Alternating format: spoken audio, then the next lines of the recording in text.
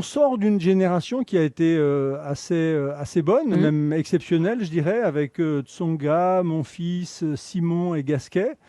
Tous les quatre étant en même temps dans les 10 meilleurs joueurs du monde. Difficile de se faire une place quand on a devant Nadal, Bien sûr. Djokovic et Trusté, Federer. oui. Mais on a eu une bonne période. Maintenant, ces joueurs-là sont plutôt sur la fin de leur carrière. Ils peuvent encore faire des résultats. Moi, je pense que Gaël peut faire des choses ici à Roland-Garros sur la terre battue qu'il affectionne, avec du public. Mais on a un petit trou, une petite période un petit peu où effectivement on doit remettre en avant la qualité principale d'un joueur de tennis, c'est la combativité, c'est le mental, et peut-être que on pêche un petit peu en ce moment sur ce plan-là. On a la chance avec notre fédération d'avoir des conditions assez extraordinaires, 7500 clubs avec des enseignants de tennis, des professeurs, des coachs qui sont de grande qualité. La preuve, c'est qu'ils vont souvent à l'étranger produire leur savoir. Et à nous maintenant de remettre un petit peu d'entrain, d'enthousiasme, de plaisir là-dedans.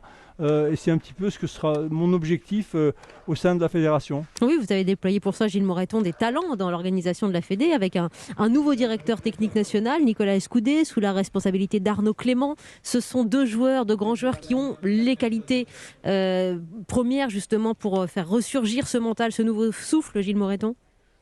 Oui, ce sont des exemples. N'oublions pas, vous parlez d'Arnaud Clément, on parle de Nicolas Escudé, on peut parler aussi de Paul-Henri Mathieu, qui a été franchement dans toute sa carrière un joueur extraordinaire, qui est le responsable du haut niveau maintenant, qui est passé par des blessures, qui a su revenir, qui était un véritable guerrier sur le terrain. Donc il y a un degré d'exigence que l'on attend maintenant.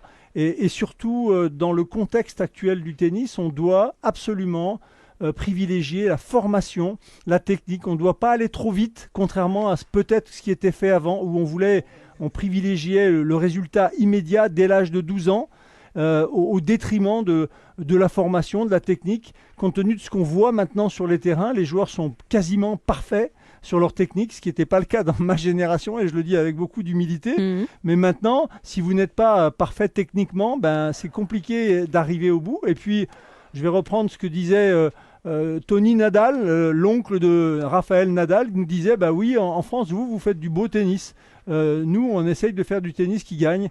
Donc voilà, je pense qu'on doit privilégier aussi la mentalité, l'état d'esprit, et pas forcément en étant le meilleur dès le début, tout jeune. Il faut laisser la chance à tout le monde, avoir un potentiel le plus large possible. Et puis, il y a des tempéraments qui se révèlent. On le voit sur le terrain, on voit comment se comporte Raphaël Nadal. On en a vu d'autres dans les générations précédentes. Le mental joue un rôle qui est considérable, qui représente près de 60%. Et pour donner aussi envie à tous les licenciés qui vont suivre ce nouveau tournoi de s'identifier à ces joueurs français dans ces 7500 clubs, ils doivent devenir ces joueurs des ambassadeurs du sport. Ils ne le sont peut-être pas assez à votre goût, Gilles Moreton. Ou pas tous en tout cas. Je pense que c'est un peu un système qu'on retrouve dans d'autres sports. On se ferme.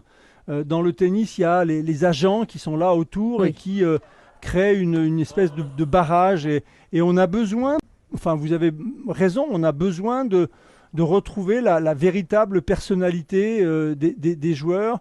On a besoin de les laisser s'exprimer, on a besoin de les écouter, on a besoin de les aimer. Parfois... les détester parce qu'ils ne se sont pas bien comportés, mais on a besoin d'émotions dans le tennis et malheureusement, on a aseptisé, on a un petit peu, je le trouve, aseptisé le jeu avec maintenant une technique qui est quasiment identique. On voit beaucoup de joueurs qui jouent un peu de la même façon, ce qui n'était pas le cas par le passé. Tout style de jeu pouvait s'exprimer. Et puis, sur les personnalités, elles ont disparu, hormis pour certains joueurs. Et je crois qu'il faut que les joueurs deviennent ces ambassadeurs dont vous parlez et qu'ils puissent se rapprocher de leur public. Oui, puis il faut à côté de vous, et vous les avez d'ailleurs, des ambassadeurs qui servent de guide, de modèle. Vous citiez tout à l'heure, Gilles, Yannick Noah, Amélie Mauresmo aussi. Votre rôle comme président de la Fédération française de tennis, c'est donc de diffuser aussi ces valeurs, ce collectif, ce respect.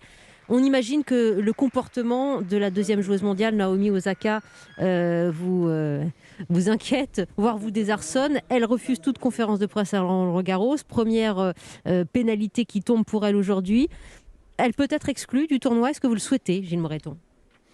Alors d'abord, la première chose qu'il faut dire, c'est qu'elle a révélé un problème qui lui est personnel, d'équilibre, et elle a souhaité ne pas rencontrer la presse. Alors, je trouve que c'est très dommageable pour le jeu. Je me suis exprimé déjà là-dessus. Oui, mais elle a argumenté. Je trouve que c'est un manque de respect pour le tennis. On comprend et on est prêt et on a déjà fait une approche auprès d'elle, auprès de son agent, en totale solidarité avec les autres tournois du Grand Chelem. Donc vous voyez, on est sorti du cadre de Roland-Garros, on s'est exprimé auprès d'elle pour dire qu'on avait envie de l'aider dans un moment qui est peut-être difficile pour elle, en tout cas l'écouter, la comprendre. Je suis moi-même avec Guy Forget, directeur du tournoi, allé la voir sur son cours d'entraînement il y a 2 jours. On était à huis clos. Nous sommes allés la voir. Elle a refusé de nous parler. Elle est partie par une porte dérobée. Donc voilà, je trouve que ce n'est pas une attitude professionnelle. On est à son écoute. On comprend qu'elle ait des difficultés. Maintenant, ce sont des joueurs professionnels. On souhaite, nous, l'équité au travers de tous les joueurs. Et pour vous, journalistes, il est... je pense, inacceptable d'avoir maintenant des gens qui vont peut-être communiquer uniquement par le biais de les réseaux sociaux. Et je trouve que c'est très, très, très dangereux parce que depuis le début de l'année, elle ne se rend pas compte que les tournois ont eu lieu sans public, parfois sans sponsor, grâce aux droits télévision, grâce aux médias. Et c'est comme ça qu'elle a pu jouer en début d'année ou l'année dernière. Et je pense que c'est vraiment irrespectueux.